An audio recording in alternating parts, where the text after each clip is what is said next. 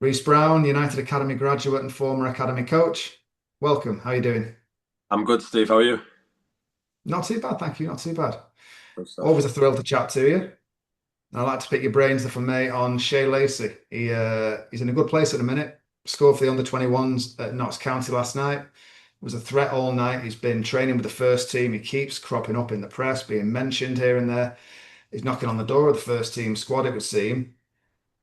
I want to draw on your experience because you coached him in his sort of mid-teens or early mid-teens, didn't you? He's 18 now, about 14, 15 possibly. You worked with him.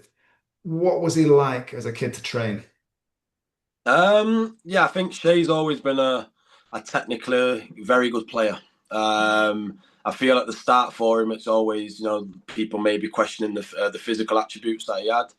I wouldn't say it was the best or for where he needed to be, but in terms of his footballing ability, his football brain, mind, you could probably say like he's a magician, and he used to deliver that week in week out. So you could see straight away, he was an exceptional prospect. He was a player for me who, when watching the other coaches who were coaching him, because at the time when I was in there, I wasn't specifically working, one on one with his age group. I was kind of working between different age groups from the under 12s going up to the under 16s. But he was always someone who, you got that eye contact from him if you had a conversation, or when the other coaches were passing on information. He was always with it. He wanted to learn. He's shown that expression. He used to ask questions. But the main thing was he used to go out onto the pitch and he played with no fear. There was a lot of lads who were physically bigger than him, and you could probably say that they were maybe built like grown men. But it didn't phase him. He went onto the pitch. He still battled. Like I say, he's got this mindset of a winner, and I'm very happy and pleased for him with how well everything's going right now. What do you like about him as a player? Because whenever I see him, he just wants the ball and doesn't really care where he is. And that's they're broad skills to have, but they're invaluable, aren't they? Yeah, definitely. Like I said before, I think it's that having no fear. I think he's a player who definitely believes in himself. He believes in his ability. Like we say, he is a technically very gifted player. So, someone who has those attributes, they're gonna want the ball all the time, or as much as they can. I don't feel he's afraid of failing. I feel like maybe failing might even help him. That's something I can touch base on from playing a game of football. You learn more from doing it wrong, and then understanding how now that you need to express or deliver whatever that is. But no, I think he's I've always used the word that he's a wizard. And I used it a couple of times when I was on MUTV when we used to do the under 18s games. And no, it's true. He kind of glides past players. The way he plays. His brain. He's really good at sucking players in and then making that final decision whether he takes it past them or he releases the ball. But he's got an eye for goal. Some of the goals that he scored, as an under 16, playing for the under 18s were absolutely ridiculous, out of this world. So no, I think he's definitely a big prospect for the club.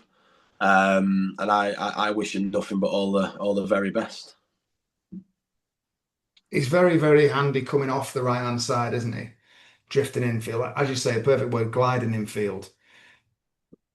In terms of his first team involvement, AFCON is on the horizon. United are going to be losing potentially Ahmad and Burmo.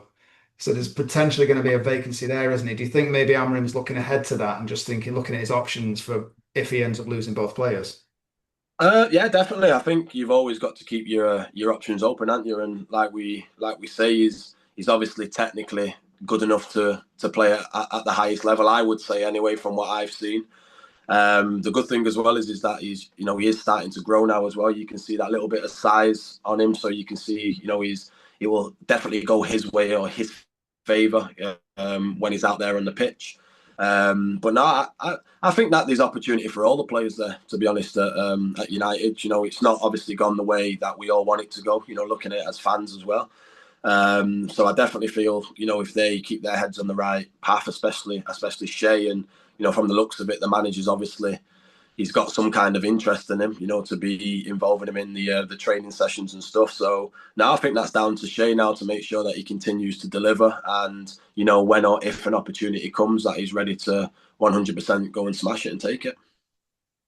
I think there's a key point of difference in terms of yourself and Shea, because obviously you never struggle with the physical side of things, being as the size that you are. He's, as you rightly say, becoming a lot more robust these days. But from your experience, what difference does it make, or when you step up to the first team training, as a young lad, what does it do for you?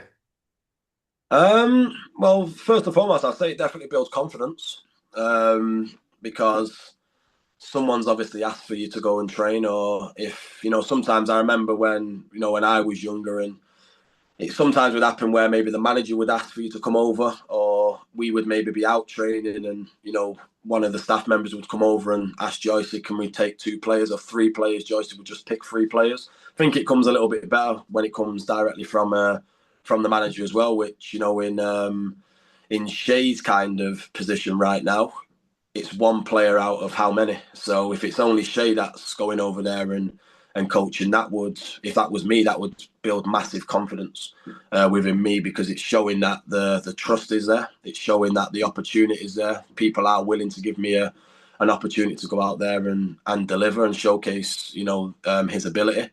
But no, as I say, I think when he goes out there and trains as well, it's a complete different ball game, to reserves or even youth team level. Something that I always figured out was training with the reserves and the youth team. I found it more difficult than training with the first team, and I don't know why that is. Maybe I do know why. Maybe in my personal perspective of it, I would probably say training with the youth team and the reserves is a little bit more hectic.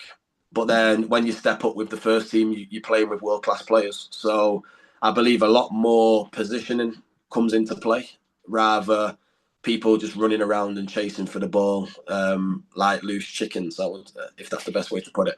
So, no, I definitely think, him stepping up as well and playing with those caliber of players is only going to benefit him. But he just needs to make sure he embraces it all, and he remains humble, which I know he will be, and he just takes these opportunities and just make sure he keeps working hard. Like I say, he's got to make sure that he keeps himself ready for when or if an opportunity comes. Because at a club like Man United, I'm not saying it doesn't come, but it's not often we see 16, 17, 18-year-olds, 19-year-olds getting that opportunity. But like I said before, with what's going on at the minute with the club in terms of where the club is, you have to then question over, will there be opportunities? I genuinely believe that there is a massive possibility of opportunities for younger players, but the word is, are they good enough? I would definitely say Shea Lacey, I'll put him up there and say he is good enough in my eyes. Brilliant. You say fearlessness, that cropped up a couple of times earlier on. Also, you mentioned the confidence boost he'll get from stepping up to first team training. So I would imagine then it's not going to be phased, is it, as and when that opportunity does come? No, definitely. As I say before, like I feel someone like Shea and other players as well who might not physically have the attributes right now. I believe that's something that you have to have in your game. But that's also for players who do have the physical attributes as well. You've got to play for Man United. You've got to learn to deal with pressure. You've got to be always wanting to be on the ball. You can't be a player who doesn't want the ball. Especially, I wouldn't even say that's just Man United. I say that's just any high level, maybe professional environment itself. You've got to be able to handle the ball under pressure. That's a big one. But like I say, just going back to obviously Shea's case, growing up and not having those physical attributes, he would have to work on having the confidence to take someone smacking him or coming in hard tackle.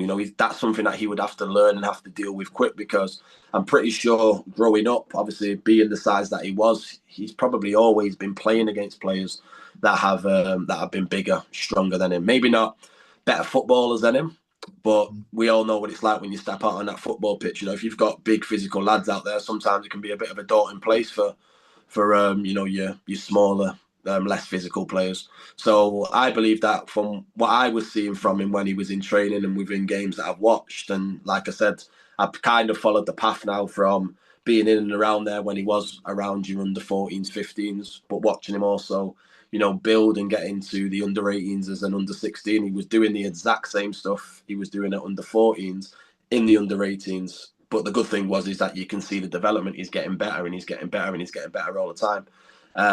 Which I've always said, like watching him, and I don't just say it just because we're having this conversation. I've always said that that's a player that people should keep an eye out on because he's got the passion for it. He's got the desire for it.